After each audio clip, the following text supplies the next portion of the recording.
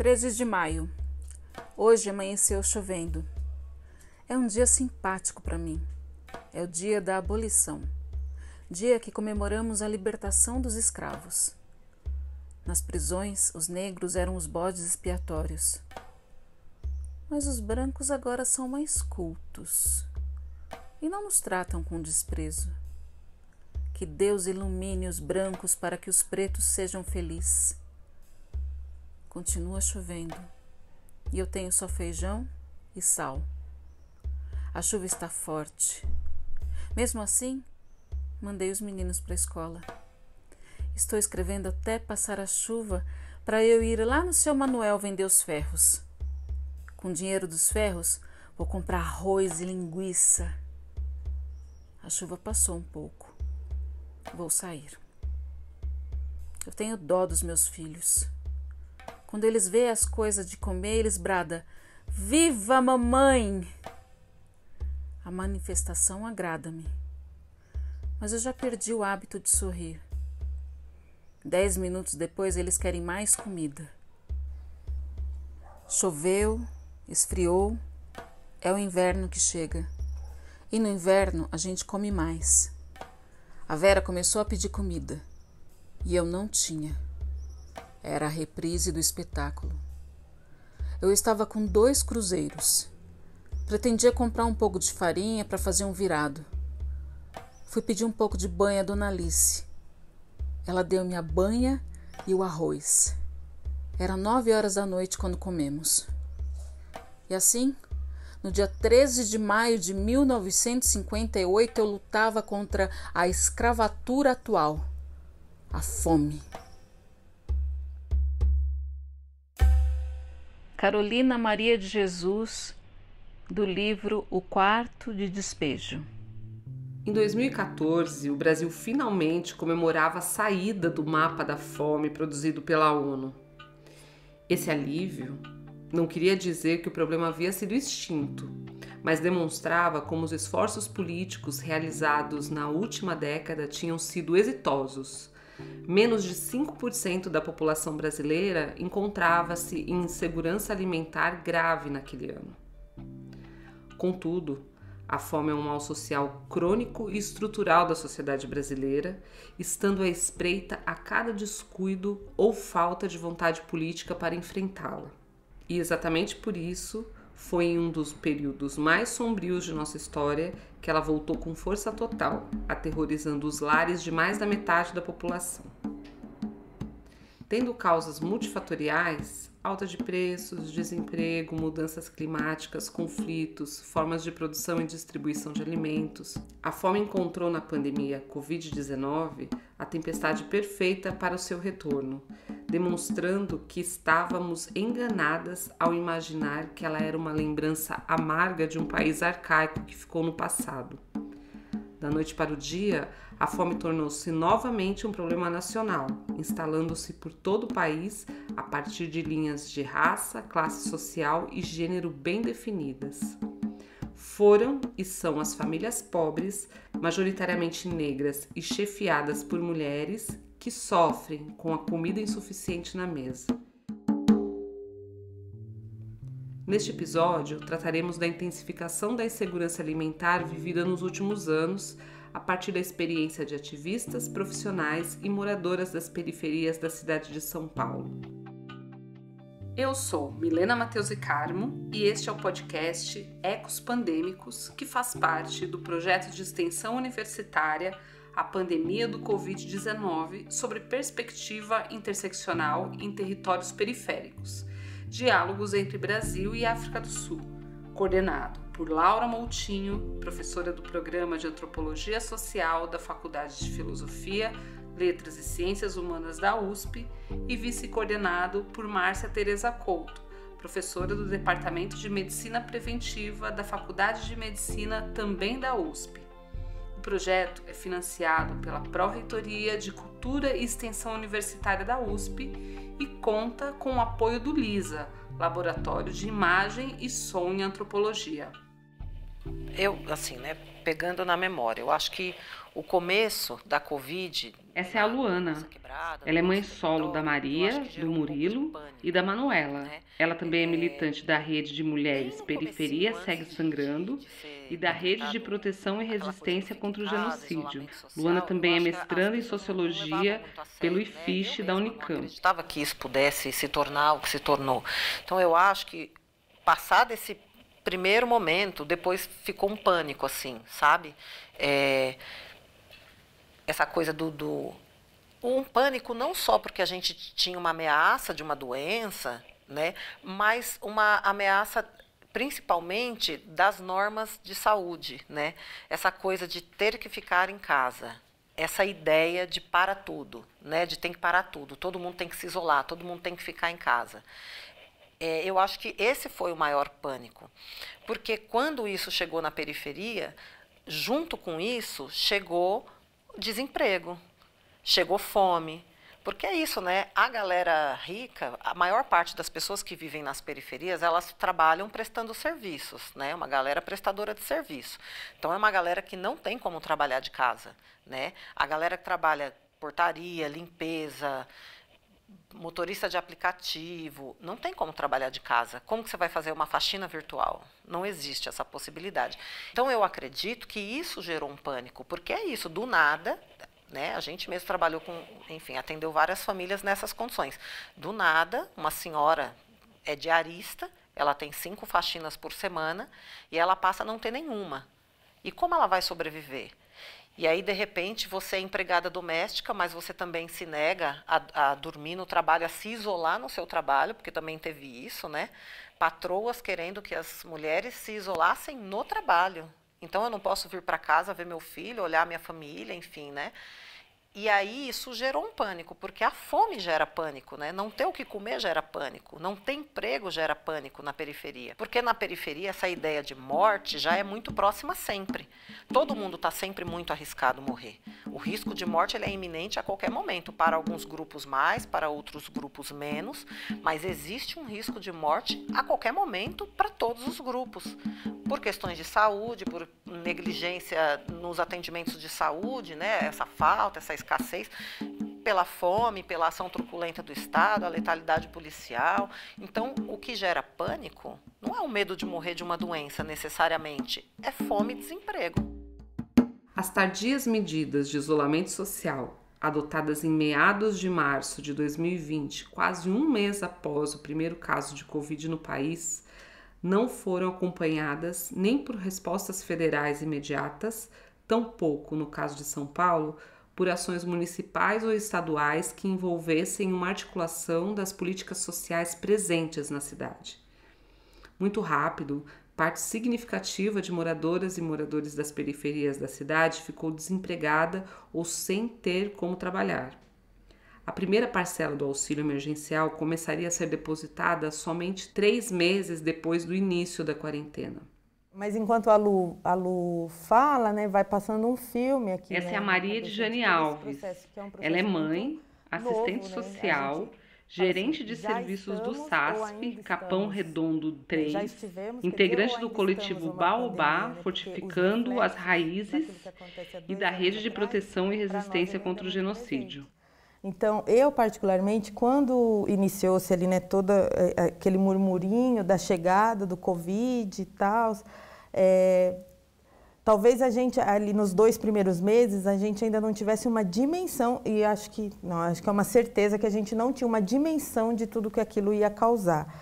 Eu tive um marco, assim, né, de uma data específica que foi 18 de março, que é quando eu recebo e sai no Diário Oficial e a gente recebe uma norma técnica da Prefeitura dizendo que a partir daquela data, né, os serviços da assistência não estariam mais dispostos ou disponibilizados para a comunidade como deveriam. Então, entrar num meio recesso, não atender a população, eu atendo 1000 famílias do território com oficinas diárias, reuniões socioeducativas, tudo aquilo foi cessado. E aí essas pessoas também vinham nesse lugar, além de participar das atividades, também em busca dessa alimentação. E aí a gente já não previa mais.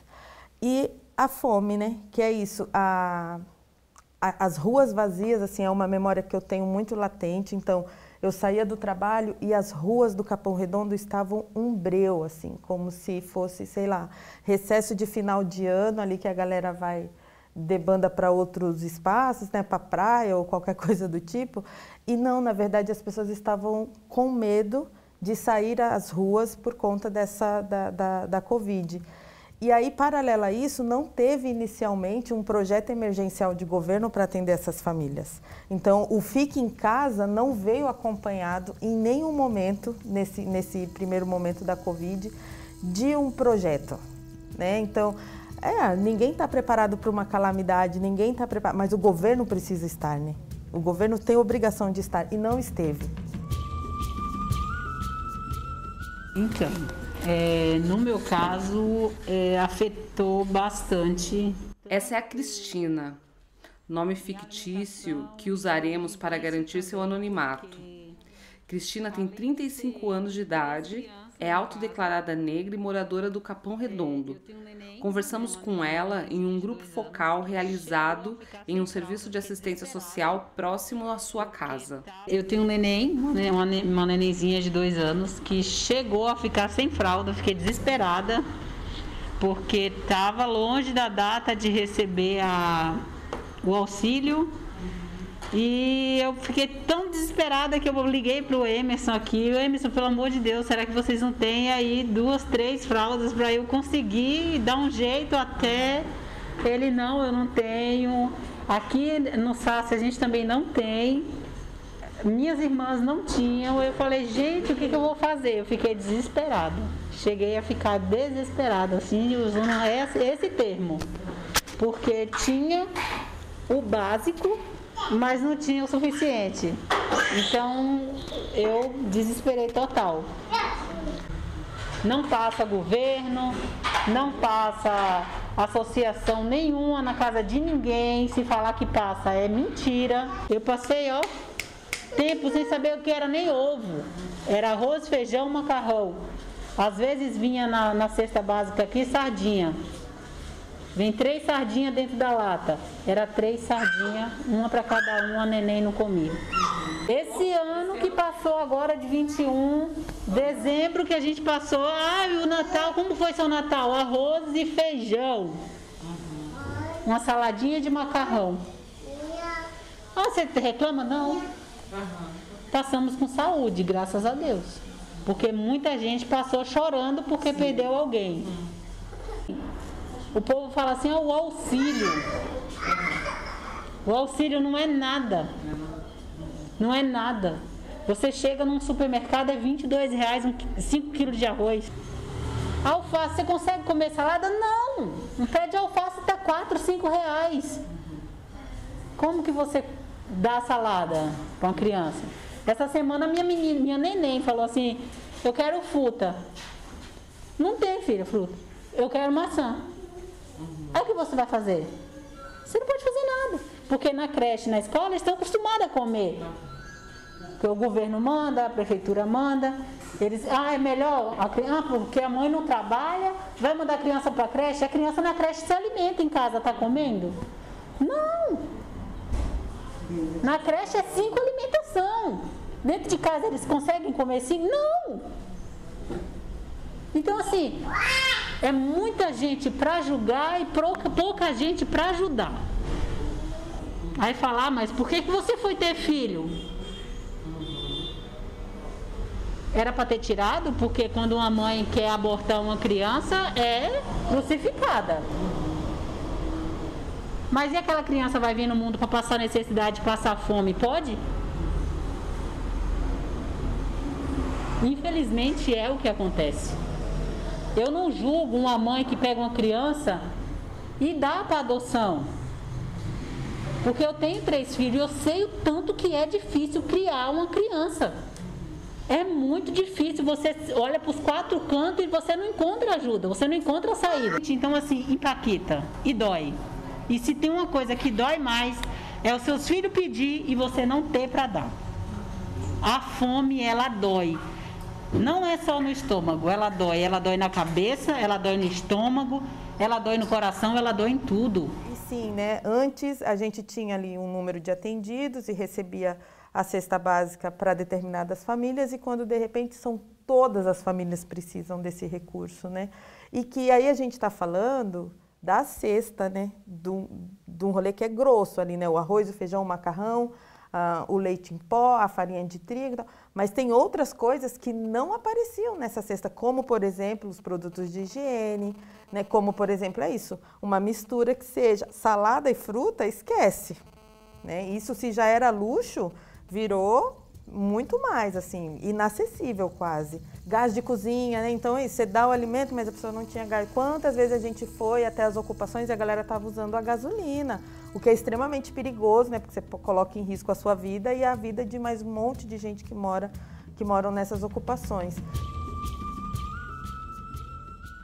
O artigo 2º da Lei nº 11.346, de 15 de setembro de 2006, estabelece que a alimentação adequada é um direito fundamental do ser humano, inerente à dignidade da pessoa humana e indispensável à realização dos direitos consagrados da Constituição Federal, devendo o poder público adotar as políticas e ações que se façam necessárias para promover e garantir a segurança alimentar e nutricional da população.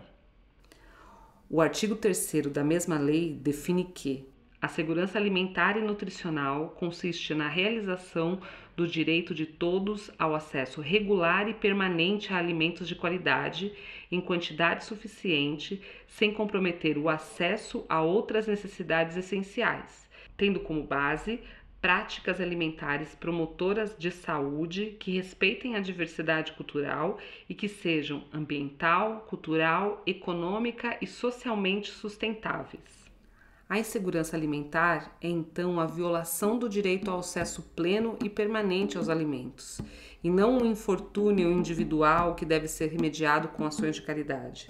Caracteriza-se a insegurança alimentar em 3 gradações: leve, moderada e grave. Esses 2 últimos tipos, moderado e grave, se referem a situações de restrição e de falta de alimento à mesa. De acordo com o 2º Inquérito Nacional sobre Insegurança Alimentar no contexto da pandemia Covid-19 no Brasil, produzido pela Rede Brasileira de Pesquisa em Soberania, Segurança Alimentar e Nutricional, no final de 2021 e início de 2022, a porcentagem de pessoas que passou por algum tipo de insegurança alimentar foi de 58,7% da população. Considerando o tipo grave, ou seja, falta de alimento, foi de 15,5% da população, o que significa que 33 milhões de pessoas passavam fome durante esse período no país. Ainda segundo esse inquérito, a maioria das famílias que passaram por algum tipo de restrição de alimentos estava concentrada nos estados do Norte e Nordeste e nas periferias urbanas do Sul e Sudeste. Tinham rendimentos familiares de até um salário mínimo per capita e estavam com ao menos um de seus responsáveis desempregado. Com relação a gênero, 63% das famílias brasileiras chefiadas por mulheres passaram por algum tipo de insegurança alimentar, sendo que 19,3% era do tipo grave. Já famílias que tinham algum dos responsáveis que se autodeclaravam como preto ou pardo, 75% passaram por insegurança alimentar, contra 46,8% no caso de autodeclarados brancos. A fome, então, é pobre, negra, feminina e periférica. Sem mencionar o escandaloso abandono dos povos indígenas, por que não dizer massacre, escancarado com a condição dos Yanomamis, que recentemente ganhou repercussão nacional e internacional. Para mim, o mundo, em vez de evoluir, está voltando à primitividade. Quem não conhece a fome há de dizer: quem escreve isso é louco. Mas quem passa fome há de dizer: muito bem, Carolina, os gêneros alimentícios devem ser ao alcance de todos. Como é horrível ver um filho comer e perguntar: tem mais? Essa palavra tem mais fica oscilando dentro do cérebro de uma mãe que olha as panelas e não tem mais. Quando um político diz nos seus discursos que está ao lado do povo, que visa incluir-se na política para melhorar as nossas condições de vida, pedindo nosso voto, prometendo congelar os preços, já está ciente que abordando este grave problema, ele vence nas urnas. Depois, divorcia-se do povo. Olha o povo com os olhos semicerrados, com um orgulho que fere a nossa sensibilidade. Quando cheguei do palácio, que é a cidade, os meus filhos vieram dizer-me que havia encontrado macarrão no lixo. E a comida era pouca. Eu fiz um pouco de macarrão com feijão e o meu filho João José disse-me: "Pois é, a senhora disse-me que não ia mais comer as coisas do lixo." Foi a primeira vez que vi a minha palavra falhar. Eu disse: "É que eu tinha fé no Kubitschek." A senhora tinha fé e agora não tem mais? Não, meu filho. A democracia está perdendo os seus adeptos. O nosso país, tudo está enfraquecendo. O dinheiro é fraco. A democracia é fraca e os políticos fraquíssimos. E tudo que está fraco morre um dia. Essa senadora aí falou, sim, falou besteira aqui. Gente, passa mal? Sim, passa mal no Brasil. Alguém já viu alguém pedindo um pão na porta ali no caixa da padaria? Você não vê, pô. Até no interior. Tem gente que passa mal? Tem gente que passa mal, sim. Mas quem porventura está na linha da pobreza aí, passando fome, que pode ser, sim, deve ter gente que passa fome.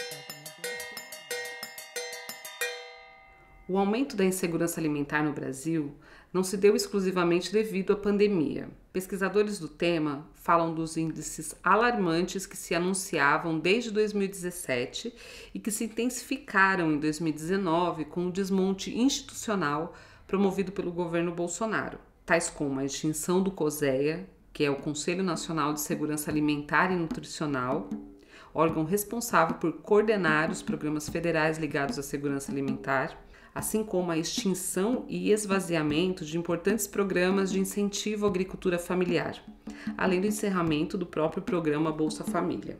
É realmente inaceitável que 58% da população brasileira experimente algum tipo de insegurança alimentar em um país que é um dos maiores produtores de alimento do mundo. E ir atrás, tensionar o poder público, e eu vou dizer que a gente não tensionou com efetividade, não por culpa nossa, assim, mas porque esse governo, né, e aí a nível federal mesmo, não estava minimamente se importando com quem estava na ponta, né, que acha que o recurso de R$300, inicialmente do auxílio emergencial, era o suficiente para a pessoa pagar aluguel, sustentar 3 filhos, né, mais a ajuda dos vizinhos, porque aí tem isso, a solidariedade que existe dentro das comunidades não tem em outro lugar do mundo, eu diria. Não tem, porque a pessoa, a mãe de família, e principalmente as mulheres, que eram as mulheres que encaravam essa linha de frente, eram as mulheres que batiam na porta dos serviços públicos, eram as mulheres que se organizavam e eram essas mulheres que compartilhavam os alimentos. Aquilo que chega para mim, que não chega para fulana, mas que eu posso compartilhar. Então, esse movimento de solidariedade a gente viu muito dentro das ocupações e isso, de certa forma, nos frustra enquanto profissional quando a gente percebe que eu sou a representação do poder público e eu não consigo ofertar minimamente para essa mulher o que ela está ofertando para a colega, para a vizinha. Hoje, esse movimento ele permanece, né? A fome não acabou, acho que voltando na pergunta que você fez para a Lu, a fome não acabou, assim, ela não cessou, o número de desempregados ainda é muito grande, o número de trabalhadores que não conseguiram se recolocar no mercado de trabalho nesse pós ou permanência de pandemia ainda é muito grande, e a gente tem um próximo governo aí que tem o desafio, inclusive, de pensar nessa política econômica com o máximo de urgência possível. Se fome é um sinônimo feminino, luta também é. Nesse primeiro momento, eu integrava essa rede de mulheres, Periferia Segue Sangrando, né, lá da Zona Sul. E não estava, na nossa perspectiva, entregar a cesta básica ou fazer nenhum tipo de atendimento, de assistencialista, enfim, né, ou desse tipo de coisa com nenhuma família. Nunca foi uma perspectiva nossa, né? A gente estava muito mais numa perspectiva de diálogo entre mulheres, de autocuidado, né, de reflexões, mas as mulheres que a gente tinha algum contato, alguma proximidade, começaram a nos procurar pedindo alimento, pedindo doação.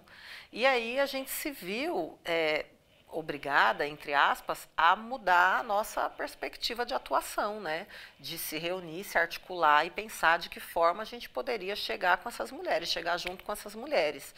E aí a gente tem um grande parceiro, que é o Bloco do Beco, né? Que é a casa de nós todos, é um espaço sem palavras, que, mais uma vez, serviu de ponto de partida para a gente, né? Porque enquanto instituição, Bloco do Beco, Fundação Julita, né, que é pertinho, recebiam as doações grandes, né, muita quantidade de doação, e repassavam uma quantidade para a gente, a Agência Solano Trindade também. E aí, qual é o lance também, que é uma coisa curiosa? Nenhum desses movimentos que se articularam para fazer distribuição de alimentos, produtos de higiene, produtos de limpeza, tinham logística para fazer isso. Porque também é preciso pensar na logística. Um dia você é um ponto de cultura que oferece oficinas, né, que recebe a comunidade no seu espaço. No outro dia, você tem 1000 cestas básicas para fazer a organização da entrega, a logística da entrega. Como é que você se organiza para isso? Não tem funcionário para isso, né? Você não tem nem noção de como faz isso. E a gente, enquanto coletiva, também. Aí a gente foi fazer uma planilha, um cadastro, enfim, foi se organizar. Mas daí, o Periferia Segue Sangrando teve assim um diferencial, né? Porque a gente sabe que existe uma dificuldade, as famílias são muito numerosas, têm um monte de filhos e, de repente, não podem ir até um certo ponto para buscar esses itens, essas coisas. E aí, o que a gente fez? A gente fez um cadastro, eu tenho ainda essa planilha, né? Está lá guardadinha, segura, com cerca de 280 famílias, que eu conversei com todas as pessoas. Claro que 99% são mulheres, deve ter 2, 3 nomes de homens nessa planilha, mas a maior parte são mulheres, e aí eu conversei com todas, que uma ia indicando, tudo no boca a boca, né? E onde essa ajuda formal, institucionalizada, não chegava. Então, assim, enquanto eu estava nesse processo de fica em casa, eu mesma não fiquei em casa. Se eu fiquei em casa um dia ou 2, na semana foi muito, porque eu fazia o mestrado, precisava acompanhar as disciplinas online, fazer as disciplinas, mas a maior parte do tempo eu fiquei na rua. Foram os lares chefiados por mulheres, principalmente negras, os mais afetados pela fome. Por isso mesmo, elas recorriam a todas as possibilidades para garantir alimentos para suas famílias. Mas foram também as mulheres que se organizaram em diversas redes de solidariedade que se multiplicaram não apenas nas periferias da cidade de São Paulo, mas por todo o país, tentando responder imediatamente à demanda por alimentos de vizinhos, parentes e amigos. Essas mulheres, já sobrecarregadas com o trabalho do cuidado de uma casa muito mais habitada, muitas delas trabalhando em home office, assumiram uma função que seria do Estado. Mas devido à ausência estatal frente à emergência da fome, as mulheres, mais uma vez, assumiram a responsabilidade de evitar o fim do mundo, não necessariamente a partir de uma lógica de caridade, mas sim pelo trabalho incansável do cuidado para manter a vida. A periferia, muitas vezes, ela é esse chamariz também, né, para a caridade das pessoas, né, que costumam dizer que é comprar o seu terreno no céu, quando, na verdade, o que a gente tem que fazer é tensionar o poder público para a efetivação de leis que garantam direitos básicos, porque eu não estou falando de nada daquilo que já não está na bendita da Constituição, que já não está lá na lista de direitos humanos básicos, que é o direito à alimentação, por exemplo, o direito à moradia, não é? Não está lá, não é uma prerrogativa humana que as pessoas tenham que comer. Por que eu tenho que depender da solidariedade do outro? A pessoa vai lá, entrega a cesta básica e acha que está fazendo política. Você não está fazendo política com entrega de cesta básica. A gente precisa garantir que essas pessoas tenham emprego, que essas pessoas tenham autonomia, que essas pessoas possam minimamente se movimentar para que, quando aparecer a necessidade de fazer uma interlocução com entrega de cesta básica, isso não seja regra, isso seja exceção. Porque se eu tratar a fome como regra, eu falhei como política pública. Acho que a gente teve um problema na pandemia, né? Porque maior do que a pandemia, maior do que o problema da pandemia, o maior inimigo das pessoas, dos brasileiros, foi o próprio governo. E infelizmente, como a gente não tem memória, né? A gente tem tantas questões que vão acontecendo no nosso dia a dia, uma avalanche de coisas, e aí a gente não se apega com a memória e na importância da memória. A gente teve aí um resultado nas urnas que, enfim, né? A esquerda ganhou, o Lula ganhou, mas que quase que Bolsonaro consegue se reeleger. Foi bem pouco, muito pouco. 31 de dezembro. A pior coisa do mundo é a fome. Levantei às 3h30 e fui carregar água. Despertei os filhos, eles tomaram café. Saímos. O João foi catando papel porque quer dinheiro para ir no cinema. Que suplício carregar 3 sacos de papéis. Ganhamos 80 cruzeiros. Dei 30 ao João. Eu fui fazer compras, porque amanhã é dia de ano. Comprei arroz, sabão, querosene e açúcar. O João e a Vera deitaram-se. Eu fiquei escrevendo. O sono surgiu, eu adormeci. Despertei com o apito da Gazeta anunciando o ano novo. Pensei nas corridas e no Manuel de Faria. Pedi a Deus para ele ganhar a corrida. Pedi para abençoar o Brasil. Espero que 1960 seja melhor do que 1959. Sofremos tanto no 1959 que dá pra gente dizer: vai mesmo, eu não quero você mais, nunca mais. A cortante atualidade dos escritos de Carolina Maria de Jesus escancara o fracasso civilizatório deste país em se tornar mais igualitário e justo. Em 4 anos de governo Bolsonaro, retrocedemos em conquistas duramente alcançadas desde 1988. Que sejamos capazes de colocar a fome em seu lugar de lembrança amarga do passado. Novamente temos força e esperança para construir nossos mundos. E quem disse que você canta? Eu estou dizendo isso aqui, eu canto. Eu disse, eu vou cantar Lama, já disse o nome dos autores. E então me responda uma coisa, de que planeta você veio? Aí foi quando as lágrimas desceram, doendo mesmo. No mesmo planeta seu, senhora. E qual é o meu planeta? Disse, planeta fome. Que nossa fé e nossa palavra não falhem. Este episódio utilizou áudios de Canal UOL, Poder 360 e Canal Brasil. Roteiro e direção, Milena Matheus e Carmo. Entrevista, Milena Matheus e Carmo, Luana Luz e Elda Oliveira. Leitura dos textos de Carolina Maria de Jesus, Eliane Weifurter. Edição e desenho de som, Anderson Souza.